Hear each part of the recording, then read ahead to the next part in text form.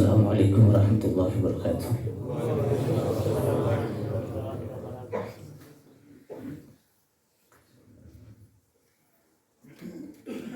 اشہد ان لا الہ الا اللہ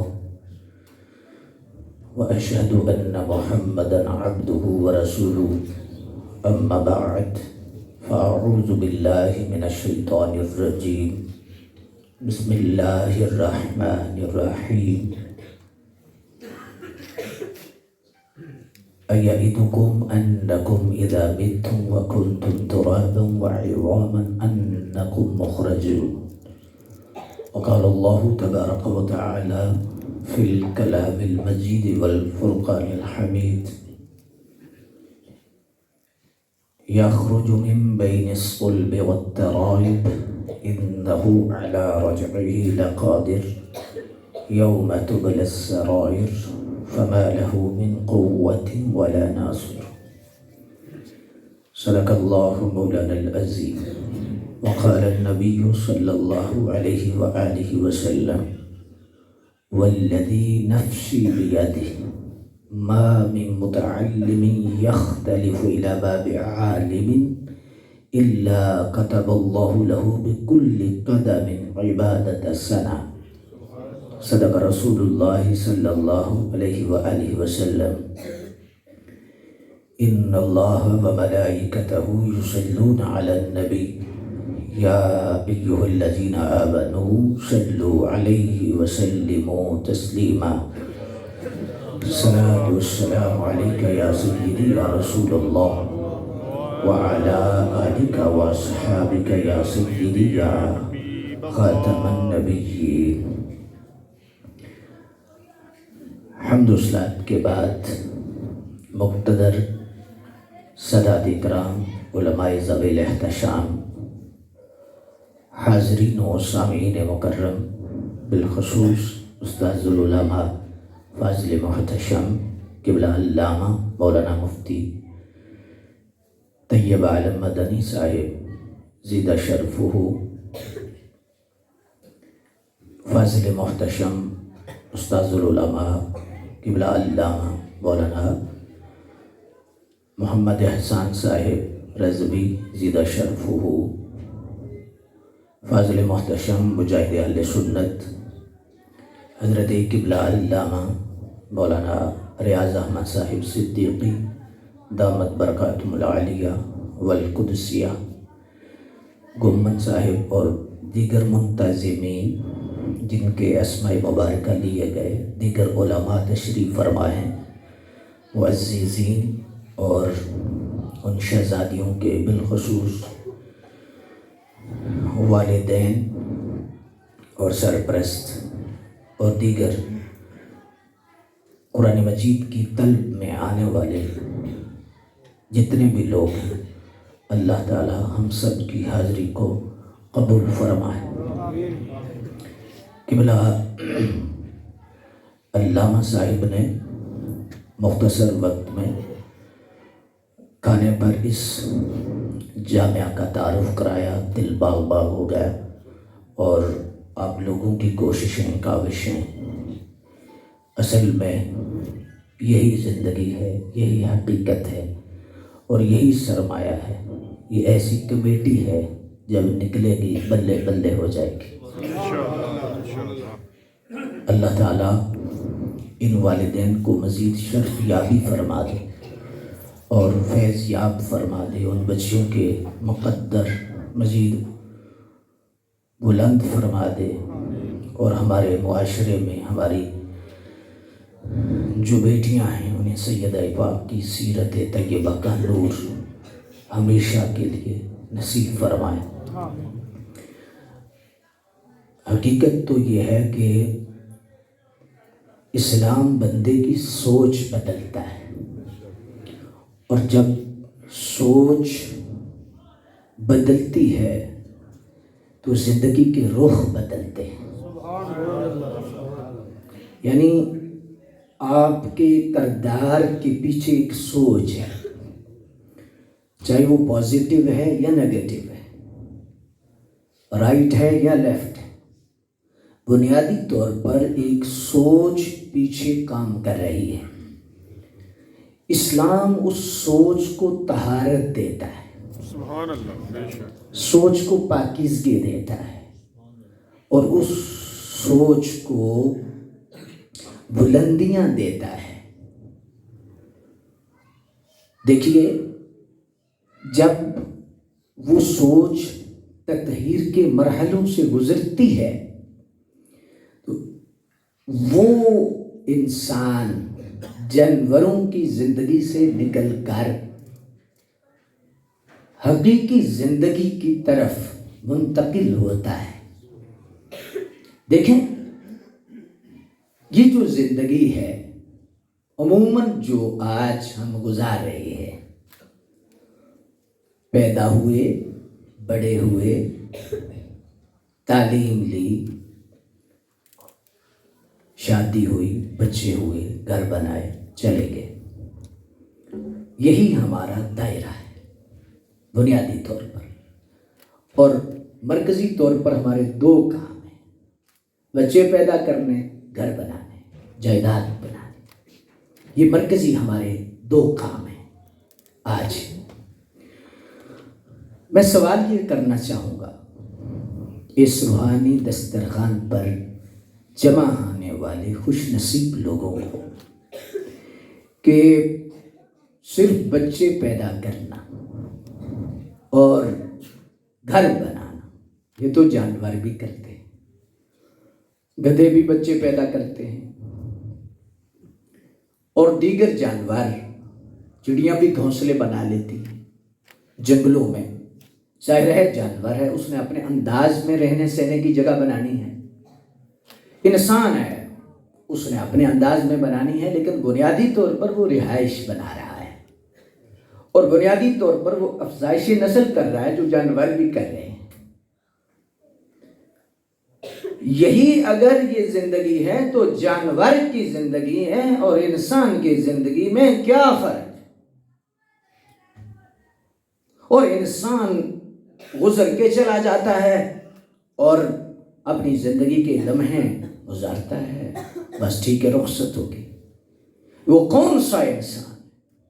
آفاق سے ہے اس کی حریفانہ کشاکش، خاکی ہے مگر خاک سے آزاد، ججتے نہیں کنشک کو حمام اس کی نظر میں، جبریل و اسرافیل کا صیاد ہے مومن۔ وہ کون ہے؟ یہ کیا ہے؟ سنگیو، جانور اور انسان میں بنیادی فرق ایک جملے میں اگر سمجھانا چاہوں، ایک گھنٹے کی گفتگو کو ایک جملے میں بند کرو، سنجیدہ لوگ بیٹھے ہو، سمجھدار طبقہ ہے، علماء کی سرپرستی ہے، ایک جملے میں جانور اور انسان کی زندگی میں اگر میں فرق بتانا چاہوں تو وہ یہ ہے، جانور اپنی مرضی پہ چلتا ہے اور انسان رب رسول کی مرضی پہ چلتا ہے۔ جانور اپنی مرضی سے دیکھتا ہے، جو چاہا دیکھا، جو چاہا سنا، جو چاہا بولا، جو چاہا کھایا۔ ماں کی تمیز جانور کو نہیں، بہن کی تمیز جانور کو نہیں۔ وہ تو گلی سے گزرتے ہوئے بھی شہوانی نظروں سے دیکھا گا، کیونکہ کتا ہے، کیونکہ گدھا ہے، کیونکہ وہ سور ہے، جانور ہے، وہ دیکھے گا کیونکہ وہ جانور ہے۔ انسان کدھر دیکھے گا؟ جدھر اس کا سونا رب راضی ہے۔ وہ خواہش، یہ جو شہوت ہے، امام راضی نے لکھا ہے بہت بڑی نعمت ہے، بہت بڑی نعمت ہے، اللہ کی حکمت ہے۔ شیطان بھی فضول اللہ نے نہیں بنایا، نفس بھی فضول نہیں بنایا، یہ اپنے مالک کا ایک سسٹم ہے۔ کوئی چیز ذرہ برابر بھی، ایک ککھ بھی بیکار نہیں۔ أَفَحَسِبْتُمْ أَنَّمَا خَلَقْنَاكُمْ عَبَثًا وَأَنَّكُمْ إِلَيْنَا لَا تُرْجَعُونَ فَتَعَالَى اللَّهُ الْمَلِكُ الْحَقُّ لَا إِلَهَ إِلَّا هُوَ رَبُّ الْعَرْشِ الْكَرِيمِ وَمَنْ يَدْعُ مَعَ اللَّهِ إِلَهًا آخَرَ لَا بُرْهَانَ لَهُ فإنما حسابه عند ربه إنه لا يفلح الكافرون. اب بس ہم نے نہیں تمہیں بنایا، ہم نے تمہیں بیکار نہیں بنایا. اچھا تو فرق کیا ہے؟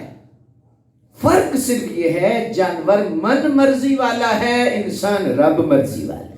سبحان اللہ. بس اتنا فرق ہے. اب ہم خود غور کر سکتے ہیں کہ ہمارے اندر حوانیت کتنی ہے اور انسانیت کتنی ہے. صرف کار کوٹھی بنگلہ جائیداد عزت شہرت مقام مرتبہ یہ تو حوانی زندگی ہے. انسانی زندگی تیرے اندر کتنی ہے کہ تو دیکھتا ہے تو دیکھنے میں اس مالک کی مرضی کتنی ہے، بولتا ہے اس مالک کی مرضی کتنی ہے، سنتا ہے اس مالک کی مرضی کتنی ہے. کتنی مرضی ہے تیری خواہشات پوری کرنے میں، خواہشات تابع ہیں کہ نہیں. آئے ہائے ہائے، بڑے صغیر کی ایک بہت بڑی شخصیت جب ان کا نام آتا ہے منہ میں مٹھاس آ جاتی ہے. لوگ ان کے پاس چند دن بیٹھتے نمازی بن جاتے، چند دن بیٹھتے داڑھی رکھ لیتے. اعلیٰ حضرت شیر ربانی شرق پور شریف میاں صاحب رحمت اللہ تعالی علیہ کی ذات گرامی آپ فرمانے لگے او بیلی یاد رکھ. یا دیکھو اللہ والوں کے جملے، ہائے ہائے ہائے، اللہ والوں کی کیا کیا کیا کیا انداز. وہ فرمایا بیلی جب بندہ مسلمان ہوتا ہے تو وہ ایک دائرے میں آتا ہے اور وہ ایک نظام تسلیم کرتا ہے کہ میں ایک نظام کے اندر رہوں گا. اور مسلمان بنیادی طور پر کلمہ پڑھ کے اپنے رب کو مالک مانتا ہے، خود نوکر بنتا ہے،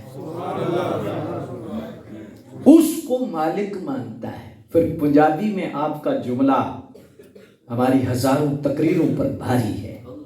ہائے ہائے ہائے ہائے، فرمان لگے پتر او مالک اسی نوکراں تے مرضی مالکاں دی ہوندی ہے، نوکراں دی نہیں. مرضی مالکاں دی نوکراں دی. تو جڑا نوکر مرضیاں اپنیاں کرے وہ 4 دیہڑی.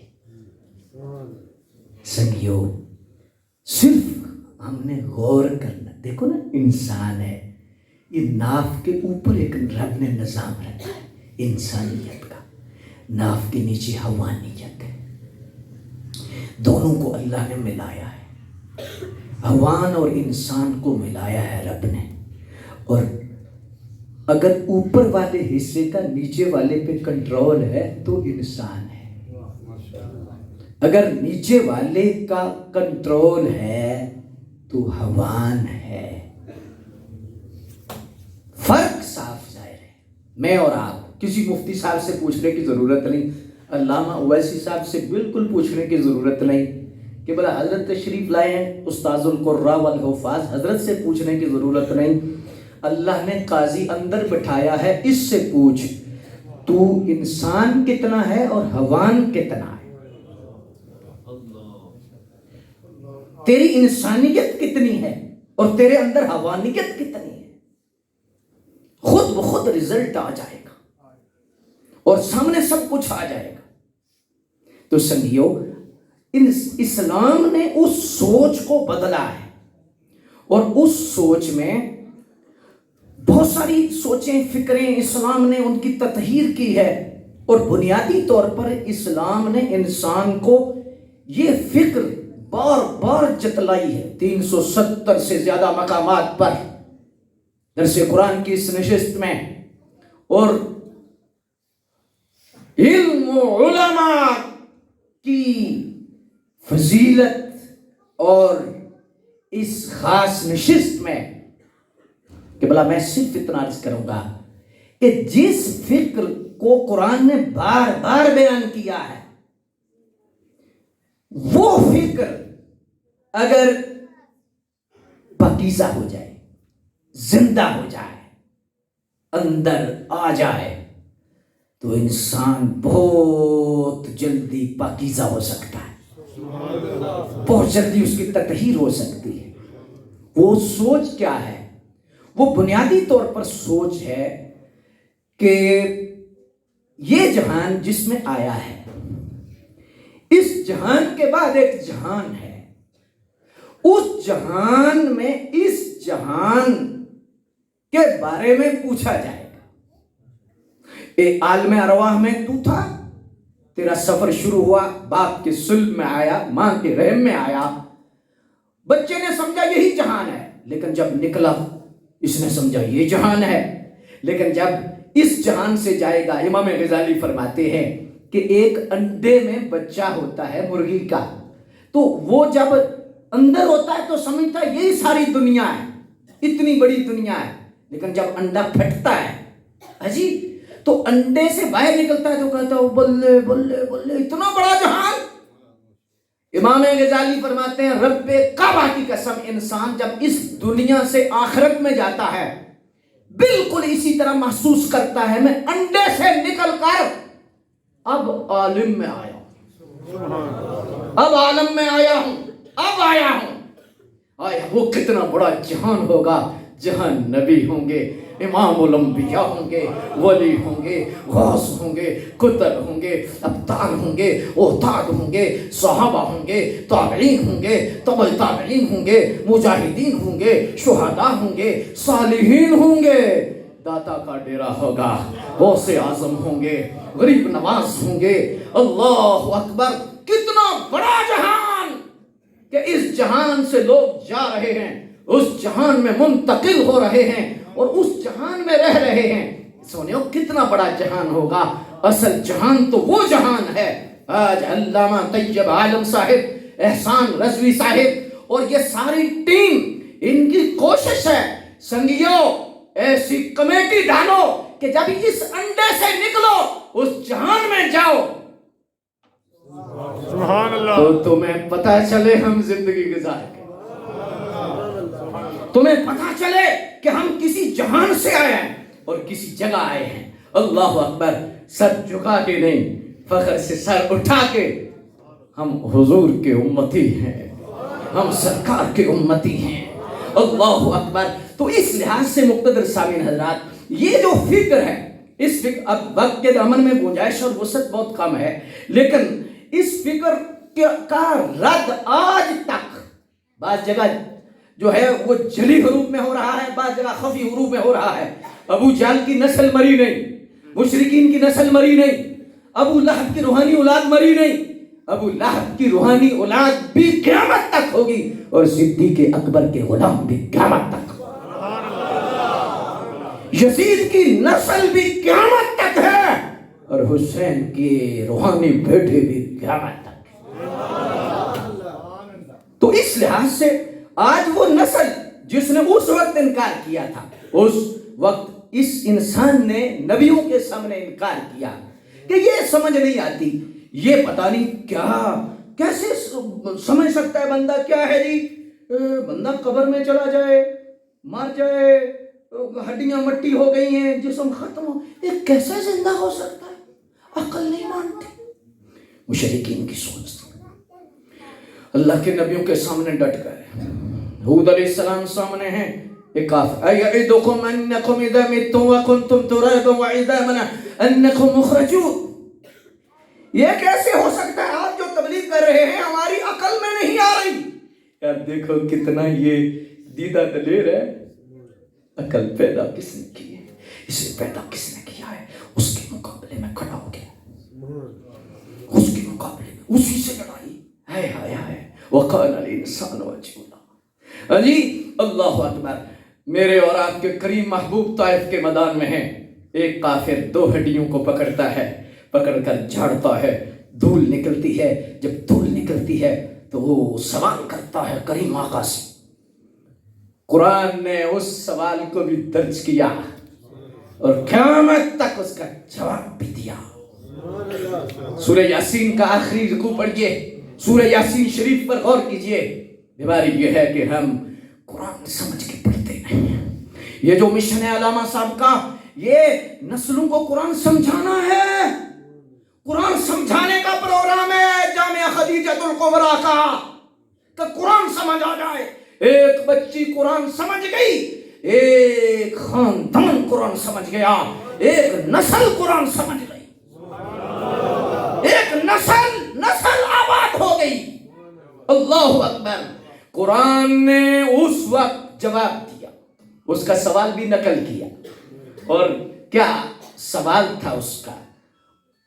قال من یحیی العظام وہی رمیم، اس نے کہا من یحیی العظام، کیسے زندہ ہوگی یہ گوشت پوشت ہڈیاں، وہی رمیم، جو پاؤڈر بن چکی ہیں، بوریدہ بن چکی ہیں، کیسے ہوں گی؟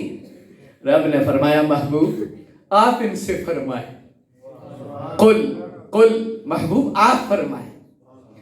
یہاں پر میں ایک توجہ دلانے کے لیے ایک جملہ ضرور عرض کروں گا کہ بلا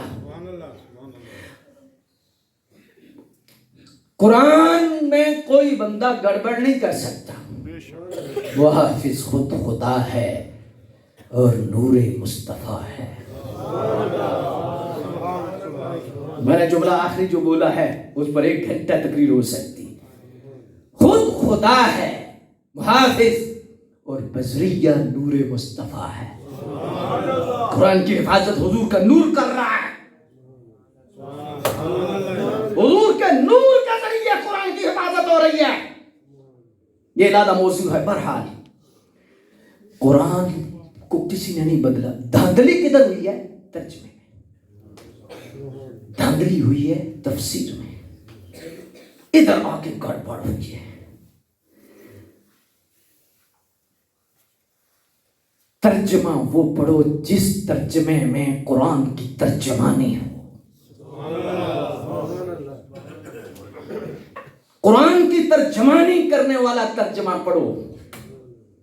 میں دعوت فکر دیتا ہوں، دیکھیے قل کو ہی لے لیجئے، میں لمبی بات نہیں کرتا، قل کو ہی لے لیجئے۔ سب نے ترجمہ کیا ہندوستان میں، کہہ دیں، کہہ دو، اے نبی کہہ دو، اے نبی کہہ دیں، اے نبی کہہ دو، کہہ دیجئے۔ لیکن جب ترجمان آیا قرآن کا، قرآن کی ترجمانی جس نے کی، انہوں نے فرمایا بھئی ہمارے جو مستعمل لفظ ہیں اس میں اور کسی کوئی بھی بولتا ہے تو ہم کہتے ہیں فلاں کہتا ہے، فلاں کہتا ہے، فلاں کہتا ہے، میں بھی کہتا ہوں، زید بھی کہتا ہے، بکر بھی کہتا ہے۔ لیکن اللہ کے محبوب کے لیے جو جملہ بولو وہ ادب والا، وہ احترام والا۔ سیدی اعلیٰ حضرت نے کنز الایمان میں فرمایا کہہ دو، کہہ دیں، کہہ دیجئے، یہ سرکار کی شان کے لائق لفظ نہیں ہے، رکھا ہے، خشک ہے۔ حضور کیا ترجمہ ہوگا؟ فرمایا اے محبوب آپ فرما دیں۔ سبحان اللہ۔ اب میں آپ سے دعوت فکر آپ کو دینا چاہتا ہوں، اے محبوب آپ فرما دیں۔ روح خوش ہوئی، فرشتے بھی ایسے لگتا ہے خوش ہو کے سبحان اللہ کہہ رہے ہوں گے جب اعلیٰ حضرت یہ ترجمہ لکھوا رہے ہوں گے۔ اے محبوب آپ فرما دیں، آپ فرما دیں۔ آئے ہائے، پورے بھی خوش۔ اس لیے اس ترجمے کو کہتے ہیں کنز الایمان، ایمان کا خزانہ۔ اگر قرآن شریف پڑھنا ہے نا، اللہ مسئلہ پڑھنے میں نہیں، یاد رکھو مسئلہ قرآن پڑھنے کا نہیں، یاد رکھو۔ ایک بہت بریک بات کرنے لگا ہوں، استاد علماء بیٹھے ہیں، دیگر مشائخ بیٹھے ہیں، میں صرف اور صرف ایک اشارہ کرنے لگا ہوں، تفصیل میں نہیں جانا چاہتا۔ قرآن کا فیصلہ ہے یضل بہ کثیرا ویہدی بہ کثیرا، یہی قرآن پڑھ کے ہدایت پائیں گے اکثر، یہی قرآن پڑھ کے گمراہ ہوں گے اکثر۔ قرآن ایک ہے، اب قافلے دو بنے، یضل بہ یہدی بہ، قرآن ایک ہے، ہدایت یافتہ گمراہ، قرآن ایک ہے نا، یہ قرآن کا فیصلہ ہے، سب مانتے ہو؟ آپ سے نہیں پوچھ رہا، میں آفاق میں کسی اور سے پوچھ رہا ہوں۔ سب مانتے ہو کہ قرآن ایک ہے؟ قرآن ایک ہے جی. یضل بہ بھی بیچ میں آئے, گمراہ بھی ہوئے جی ہوئے, یہودی والے بھی ہوئے, دو قافلے ہوئے نا, گمراہ بھی ہدایت یافتہ بھی. سینے پہ ایک جملہ لکھ لو, پتا چلا قرآن ایک ہے, طبقے دو ہیں, کچھ نے ہدایت پائی, کچھ گمراہ ہوئے. پتا چلا سارے قرآن پڑھنے والے ٹھیک نہیں. بے شک بے شک بے شک. کیا خیال ہے؟ میں سادہ لفظوں میں سمجھا رہا ہوں. جن کے اندر یہ بولی انگڑائی دیتی ہے, کہیں جیلم سے جراثیم لگ گیا, کہیں لاہور سے لگ گیا, کہیں مودودیت کا لگ گیا, کہیں غامدیت کا لگ گیا, کہیں پرویزیت کا لگ گیا, کہیں جیلمیت کا لگ گیا. جراثیم جب لگا, قرآن ہی پڑھنا ہے جی, قرآن ہی سمجھے, قرآن ہی پڑھنا ہے جی, جدھر مرضی قرآن پڑھ لو, قرآن ہی پڑھنا ہے, ہم تو قرآن ہی سننے آئے ہیں. میرے بھائی اگر صرف قرآن ہی کافی ہوتا کہ بس صرف قرآن پڑھنا ہے, یضل بہ کثیرا ویہدی بکثیرا, دو باتیں نہ ہوتی. قرآن کے ساتھ یہ منسوب ہوتا کہ جو قرآن پڑھے گا پڑھائے گا وہ ہدایت یافتہ ہوگا, ہدایت پائے گا. گمراہ کا ذکر نہ ہوتا. گمراہ کا ذکر کر کے رب نے خود فیصلہ کیا, آنکھیں کھول کے رکھنا, کان کھول کے رکھنا. سارے قرآن پڑھانے والے سچے نہیں ہوں گے, سارے قرآن پڑھنے والے سچے نہیں ہوں گے, سارے قرآن سر پہ رکھ کے چلنے والے سچے نہیں ہوں گے. سچے کون ہوں گے؟ ایک سوال ہے, ابھی وقت نہیں, میں اسے کھولنا نہیں چاہتا. سبحان اللہ, دل کرتا ہے روحانیت اس پروگرام میں اتنی ہے, رات ختم ہو جائے, آج قرآن کی بات ختم نہ ہو. اب بات غور کیجئے گا, مسئلہ یہاں کیا ہے؟ کیا مسئلہ ہے یہاں پر؟ کیوں گمراہ ہوئے اور کیوں ہدایت پائی؟ وجہ کیا ہے؟ وجہ حضرات یہ, صرف ایک مسئلہ بھی آج سمجھ گئے نا تو سمجھو بھی ہمارا جی کام بن گیا ہے. مسئلہ یہ ہے کہ قرآن ایک ہے, مسئلہ پڑھانے والے کا ہے, مسئلہ سمجھانے والے کا ہے. میں بھی قرآن سمجھا رہا ہوں, علامہ صاحب بھی سمجھا رہے ہیں, استاد القراء بھی سمجھا رہے ہیں, علامہ صاحب بھی سمجھا رہے ہیں, صدیقی صاحب بھی سمجھا رہے ہیں. یہ سارے ہمارا جو گروہ ہے وہ بھی سمجھا رہا ہے, دوسرا گروہ بھی قرآن سمجھا. قرآن وہی ہے, لیکن مطلب آگے کیا بیان ہو رہا ہے, تربیت کیا کر رہے ہیں, معانی کیا لے رہے ہیں, کیا چیز اخذ کر کے لوگوں کے ذہنوں میں یہ چیز بڑی قابل غور ہے. اس کی مثال میں آپ کی بارگاہ میں رکھنا چاہتا ہوں. اللہ کا شکر ہے کہ ہم ایک مشن پر کام کر رہے ہیں, اور اس پر جو ہے وہ کام یہ کر رہے ہیں کہ دنیا کے اندر جتنے مذاہب ہیں ان مذاہب کے تقابل پر ہم کام کر رہے ہیں. اور آپ حیران ہوں گے کہ یہودی, عیسائی, سکھ, مرزئی, ہندو, ان کی جب ہم نے ریسرچ کی, انہوں نے قرآن پڑھانے والی اکیڈمیاں بنائی ہوئی ہیں, قرآن پڑھانے والے انسٹیٹیوٹ بنائے ہوئے ہیں. یہودیوں نے قرآن پڑھا رہے ہیں, مرزئی قرآن پڑھا رہے ہیں, مرزئیوں کے مدرسے ہیں, ہندو, سکھ, عیسائی قرآن کی تعلیم دے رہے ہیں اپنے اپنے انسٹیٹیوٹ میں. سوال یہ ہے یہودی قرآن پڑھا کر کیا مسلمان بنائے گا؟ نہیں. عیسائی قرآن پڑھا کے بندہ مسلمان کرے گا, سکھ قرآن پڑھ کے بندہ مسلمان کرے گا, عیسائی قرآن پڑھا کے کیا کرے گا؟ اسلام میں بندوں کو لائے گا. مرزئی جب اتنی کوشش کر رہا ہے, 4000 سے زیادہ اکیڈمیز پاکستان میں مرزئیوں کی یہ قرآن پڑھانے کی,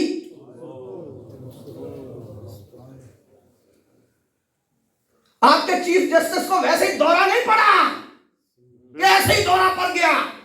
یہ جتنے بندروں کو دورے پڑ رہے ہیں, دعائی دینے والا کوئی اور ہے, ان کی لگام کسی کے اور ہاتھ میں ہے.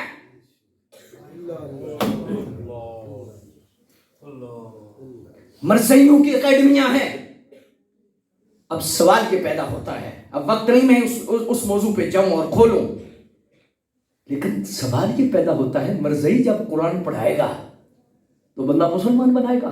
نہیں. بات آپ کی سمجھ میں آ گئی اور آپ کے چہرے بتا رہے ہیں کہ لنگر پہنچ چکا ہے. لنگر آپ کے اندر، میں جو پیغام مافی ضمیر منتقل کرنا چاہتا ہوں آپ کے اندر جا چکا ہے. سنگیو مجھے یہ بتاؤ کہ یہودی قرآن پڑھائے گا تو یہودیت پھیلائے گا، عیسائی قرآن پڑھائے گا عیسائیت کی طرف لے کے آئے گا، مرزائی قرآن پڑھائے گا مرزائیت کا جام پلائے گا اور انہیں مرزائیت کی طرف لے کے آئے گا. پتا چلا قرآن ایک ہے، جیسا پڑھانے والا ہوگا ویسا رنگ ہوگا، جیسا سمجھانے والا ہوگا ویسا رنگ ہوگا. اب خلاصہ لیجئے، یہودی قرآن پڑھائے گا یہودیت پیدا کرے گا، عیسائی قرآن پڑھائے گا عیسائیت پیدا کرے گا، مرزائی قرآن پڑھائے گا مرزائی پیدا کرے گا، خارجی قرآن پڑھائے گا خوارج پیدا کرے گا، رافضی قرآن پڑھائے گا روافض پیدا کرے گا، سنی قرآن پڑھائے گا ہدایت یافتہ لوگ پیدا کرے گا. سبحان اللہ.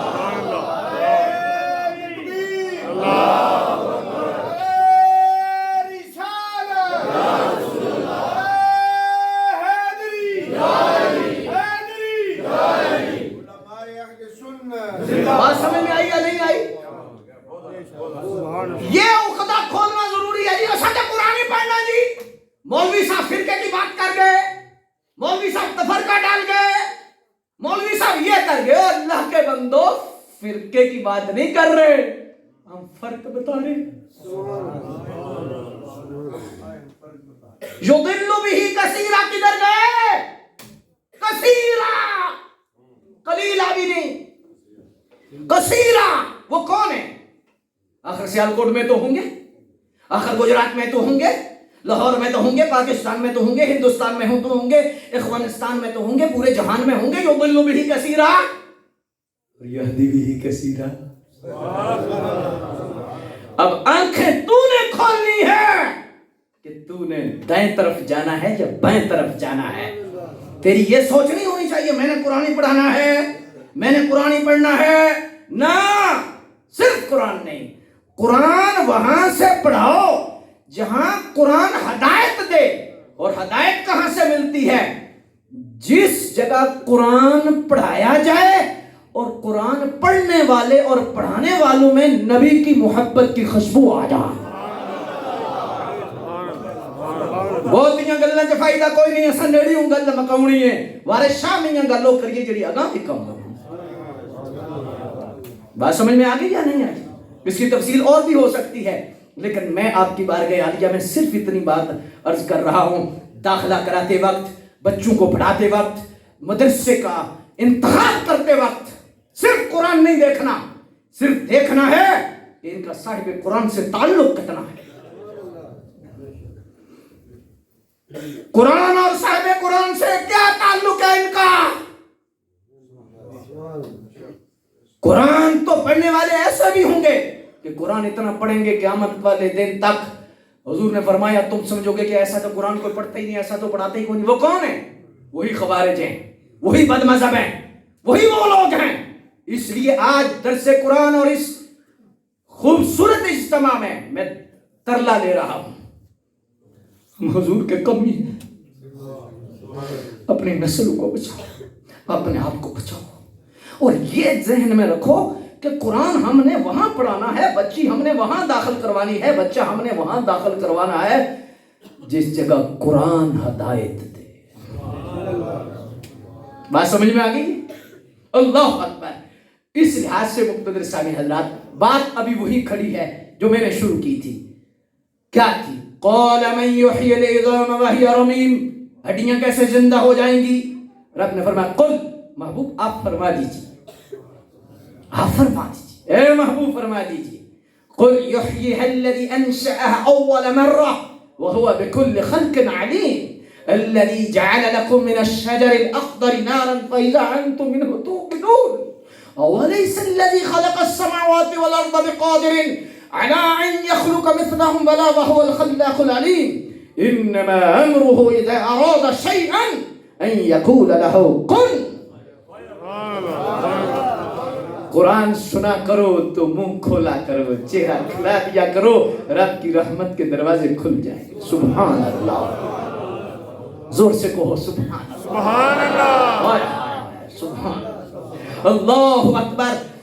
اللہ نے فرمایا محبوب اس سے پوچھیے, آج بڑا دڑلے سے کہہ رہا ہے, بڑی آج عقل پہ مان کر رہا ہے, سمجھ نہیں آتی کیسے زندہ ہوگا, کیسے ہڈیاں زندہ ہوں گی. رب نے فرمایا محبوب اس سے صرف ایک سوال کرو, قل یحییھا الذی انشأ اول مرہ.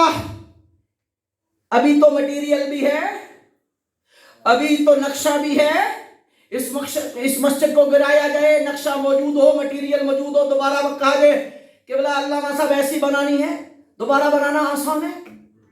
پہلے بنانا نہ نقشہ ہو, نہ مٹیریل ہو, نہ کوئی زاویہ ہو, پہلے بنانا مشکل ہے.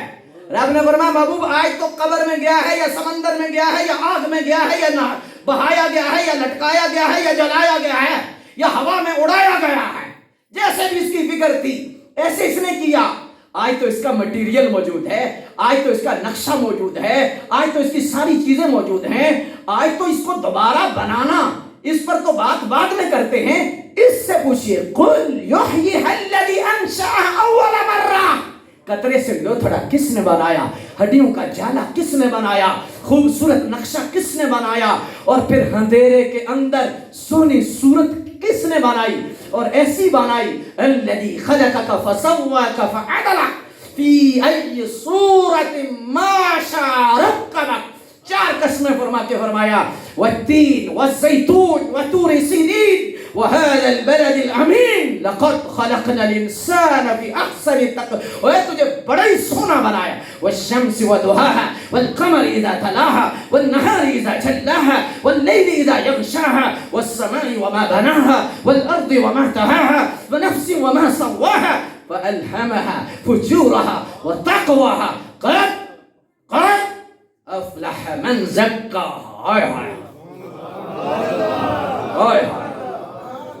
قرآن کے استقبال میں ہاتھ اٹھا کے کہو سبحان اللہ. قرآن کی جو عزت کرتا ہے اللہ اسے دونوں جہانوں میں عزت عطا فرماتا ہے. اللہ اکبر. اللہ فرماتا ہے محبوب اس سے پوچھئے کہ ابھی تو مٹیریل بھی نہیں تھا, نقشہ بھی نہیں تھا, کوئی شے نہیں تھی, ایک قطرہ يخرج من بين الصلب والترائب إنه على رجعه لقادر يوم تبلى السرائر فما له من قوة ولا ناصر. ایک قطرے سے ہم نے لوتھڑا بنایا, پھر لوتھڑا بنا کے ہڈیوں کا جالا بنایا, جالا بنا کے خوبصورت نقشہ بنایا, نقشہ بنا کے پورے 9 مہینے کے اندر ترتیب کے ساتھ, اسے کوئی بوا نہیں تھا, کوئی باری نہیں تھی, لیکن ہم نے اسے آکسیجن پہنچائی, ہم نے اسے خوراک پہنچائی, ہم نے اس کا نظام چلایا. اس کے آنے سے پہلے اس کی ماں کے سینے پہ 2 نہریں جاری کر دی تاکہ اسے کوئی پریشانی نہ بنے. اللہ اکبر. محبوب اس سے پوچھئے جو رب قطرے سے لوتھڑا بنا سکتا ہے, ہڈیوں کا جھلا بنا سکتا ہے, اور اتنا خوبصورت انسان, کیسا خوبصورت, آنکھیں ایک جیسی, کان ایک جیسے, زبانیں ایک جیسی, جسم ایک جیسے, بنانے والے کا کمال دیکھیے کہ ایک کا انگوٹھا بھی پوری دنیا میں دوسرے سے نہیں ملے گا.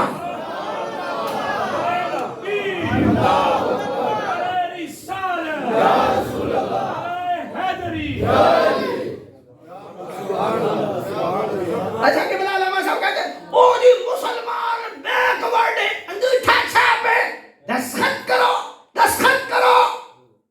انگریز کا پتر کہتا ہے دستخط تو پرانی چیزیں ہیں, کیوں انگوٹھے پہ آئے, کیوں آئی سکین پہ آئے. باپ ایک ہے, بیٹا ایک ہے, زمین ایک ہے, بیج ایک ہے, اصل ایک ہے, نسل ایک ہے, 6 بیٹے ہیں, 3 بیٹیاں ہیں. رب کی قدرت دیکھیے, چھوٹا بچہ, منجلا بچہ, بڑا بیٹا, بیٹی, ایک کی آنکھ دوسرے سے نہیں ملی, ایک تو ایک ہے. سونے نے دائیں آنکھ بائیں جیسی نہیں بنائی, بائیں آنکھ دائیں جیسی نہیں بنائی. پھر کہو سبحان اللہ. سبحان ربک رب العزت عما یصفون وسلام علی المرسلین والحمد للہ رب العالمین. اللہ اکبر. وہ کیسا پروردگار ہے, وہ کیسا رب ہے, وہ کیسا جاننے والا ہے, وہ کیسا بنانے والا ہے, وہ کیسا خالق ہے. لوگ کہتے ہیں سنی کو قرآن نہیں آتا. میں نے کہا سنی بھی قرآن نہیں پڑھتا, سنی ہی قرآن پڑھتا.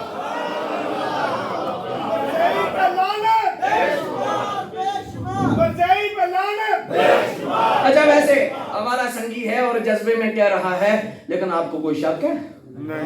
کوئی شک ہے؟ ہاں جی, ہاں جی, نہیں بولو. کوئی نہیں شک. تو پھر یار حضور کے منکر اور مرضی پہ لعنت بیچتے وقت سوچتے کیوں؟ سوچتے کیوں؟ میں کہتا ہوں شک میں نہ رہنا. مرضی پہ بھی لعنت, مرضی نوازوں پہ بھی لعنت. مرضی کا جو یار ہے وہ غدار ہے, اس پر بھی لعنت. مرضیوں پہ لعنت. ہاتھ اٹھا. مرضیوں پہ لعنت, مرضیوں پہ لعنت, مرضیوں پہ لعنت. اور ہاتھ اٹھا کے ایک مرتبہ مدینہ شریف حاضری لگا لے. تاجدار ختم نبوت زندہ باد, زندہ باد. یہ باندر کے منہ جیسا چیف, اسے کیا پتا ہم سانسوں سے کم زندہ ہیں, مدینے والے کی محبت سے ہی زندہ ہیں.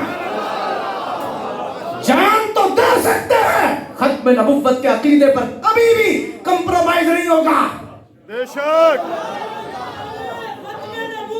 زندہ باد, زندہ باد.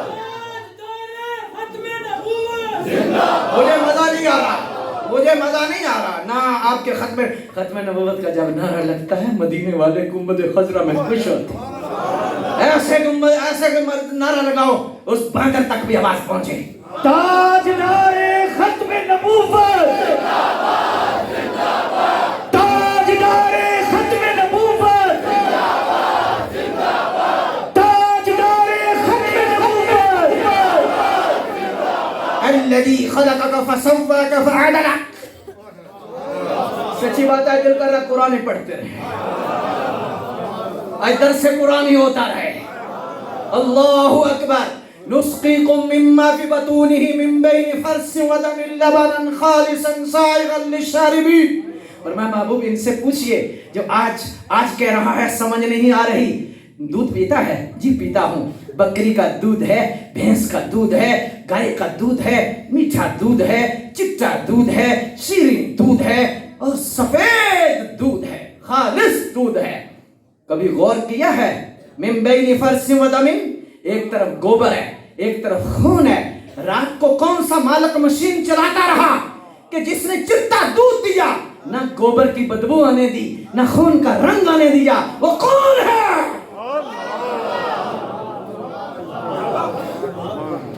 وہ کون ہے؟ نسقيكم مما في بطونه من بين فرث ودم لبنا خالص. وہ خالص دودھ دینے والا کون ہے؟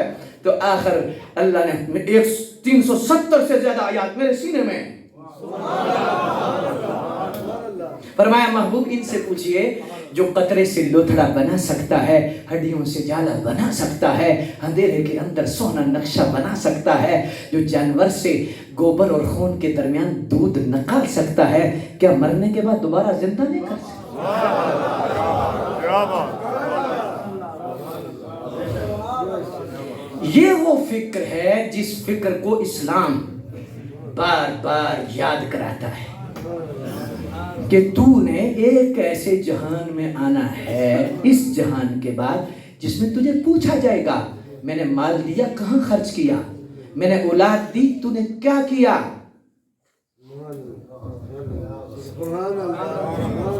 کہاں دیکھتا رہا, کہاں کھاتا رہا, کہاں بولتا رہا.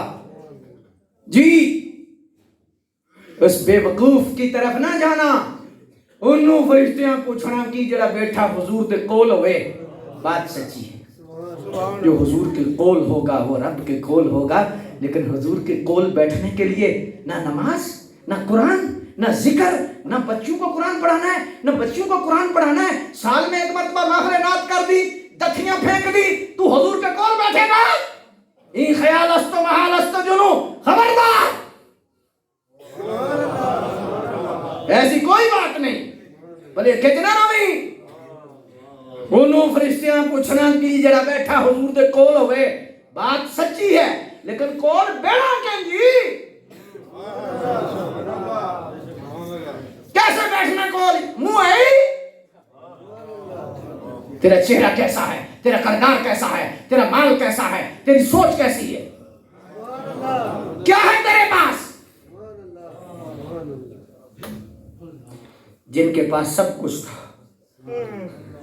جن کے پاس سب کچھ تھا، ادھر لکیریں پڑھ حضرت عمر کو، لکیریں پڑھ کے حضرت صدیق اکبر کو رو رو کی رات کو گزارتے جو قطعی جنتی ہیں، کہ تم ان کی محفل نعت کر کے خوش ہوئے آئے۔ سوچنا ہے، بار بار سوچنا ہے۔ بہرحال اس جگہ حاضر ہو کر دلی تسلی ہوئی۔ مدرسوں کو اب آپ کرو، آپ کی فوج تیار ہو رہی ہے۔ یہ کہ بلا علامہ صاحب، احسان صاحب، یہ ٹیم، گمن صاحب، یہ سارے کے سارے جن کے نام دل کرتا میں سب کے نام لوں، سب کو سلام کروں۔ یہ ساری ٹیم جو ہے، یہ ساری ٹیم آپ کی ایسی فوج تیار کر رہی ہے جنہوں نے پہرا دینا ہے تمہارے عقیدے کے بارڈر پر۔ کیا بات، کیا بات، سبحان اللہ۔ میں ایک جملہ بول دوں، زیرے کے لوگ بیٹھے ہو، ایک جملہ بولنے لگا ہوں، مجھے کالے پہ کالے آ رہی ہیں، 8:30 سے 9:30 ٹائم تھا آپ کا، لیکن نہ کہ جتھے پیار ہوئے تھے صاحب تو نہیں آتا،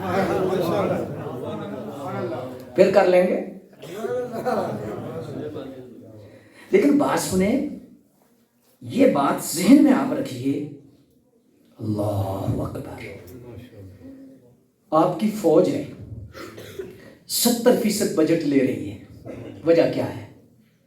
ریاستیں جو سمجھدار ہوتی ہیں وہ اصل میں ڈیفنس پہ کمپرومائز نہیں کرتی، ڈیفنس پہ پورے کا پورا اپنے پیٹ پہ پتھر باندھ لیتی ہیں، ڈیفنس پہ بالکل کمپرومائز نہیں کرتی۔ ڈیفنس مضبوط ہے، ریاست مضبوط ہے، ڈیفنس کمزور ہے، ریاست کمزور ہے۔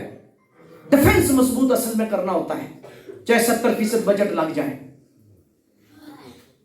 ڈیفنس آج بارڈر، دیگر ہر جگہ پہ جہاں جہاں آپ کا ڈیفنس ضروری ہے وہاں پر کام کر رہے ہیں لوگ، ظاہری بھی، خفیہ بھی، ایجنسیز بھی کام کر رہی ہیں، اور بجٹ ان پہ خرچ ہو رہا ہے۔ کیا وجہ ہے اتنا بجٹ دے رہے ہو؟ وجہ یہ ہے کہ اگر ڈیفنس ہے تو ہم ہیں، اگر ڈیفنس نہیں، میرے سنی بھائیوں آج یاد رکھنا، میں ہاتھ باندھ رہا ہوں، تمہارا مذہب ہے، تمہارا ہی مسلک ہے، تم ہی سچے ہو، تم ہی جنتی ہو، تم ہی صراط مستقیم پر ہو، لیکن تمہارا ایک بارڈر ہے، اس بارڈر پر فوج کی ضرورت ہے، اور اس فوج پر آپ کو خرچ کرنا ہے۔ وہ بارڈر عقیدہ اہل سنت ہے، اور اس بارڈر پر فوجی یہ بچے اور یہ بچیاں ہیں، اور ان پر خرچ تم نے یہ کرنا ہے۔ اگر آپ کا بارڈر محفوظ ہے، عقیدے کا بارڈر محفوظ ہے، تو سنی محفوظ ہے۔ اگر تمہارا بارڈر محفوظ نہیں، نعت خانوں کو دیتے رہو گے، قوالوں کو دیتے رہو گے، قبروں پہ چادریں چڑھاتے رہو گے۔ میں خود ایک جو ہے وہ درگاہ اور خانقاہی نظام کا ہم پابند ہیں، ہم خانقاہی نظام چلا رہے ہیں، لیکن یہ نہیں کہ کنویں کو مینار کہہ دو، مینار کو کنواں کہہ دو، بس قوالیاں کرا دو، عرس کرا دو، نچا دو۔ نہ، قرآن سے ظلم نہ کرو، اسلام سے ظلم نہ کرو، بالکل ایسا نہ کرو۔ اگر تم اپنے بارڈر کو محفوظ نہیں رکھو گے، فوجی تیار نہیں کرو گے، اپنی ساری انویسٹمنٹ کوالوں کو دو گے، عرسوں پہ لگاؤ گے، ان نعت خانوں کو دو گے، جب حملہ ہوتا ہے کہاں ہے نعت خان؟ یہ بچیاں اپنے بیٹے بیٹی ہیں جنہوں نے قرآن آج سیکھا ہے، یہ پیار کرتی ہیں نسلیں، اور یہ علماء یہ 15 ہزار لے کر اور جھڑکے لے کر صدر کی آنکھیں بھی سہ کر بارڈر پر پہرا دیتے ہیں۔ جب بھی نبی کی عزت پر حملہ ہوتا ہے اور جب بھی قرآن پہ حملہ ہوتا ہے، وہ ایسے مجاہدوں کی طرح باہر آتے ہیں۔ کہاں ہے کمال؟ کہاں ہے نعت خان؟ کہاں ہے وہ جن پر تم انویسٹمنٹ کر رہے ہو؟ خدا کا خوف کرو، اپنی انویسٹمنٹ مدرسوں پہ کرو، علماء پہ کرو، اور اس بارڈر کے فوج پہ کرو۔ بات سمجھ میں آئی ہے؟ ناراض ہو جاؤ گے؟ नहीं नहीं है? इसलिए मुख्तदर सामीन हज़रात, ये मेरा पैगाम था आखिर पर जो मैंने आपकी बारगाह आलिया में अर्ज कर दिया।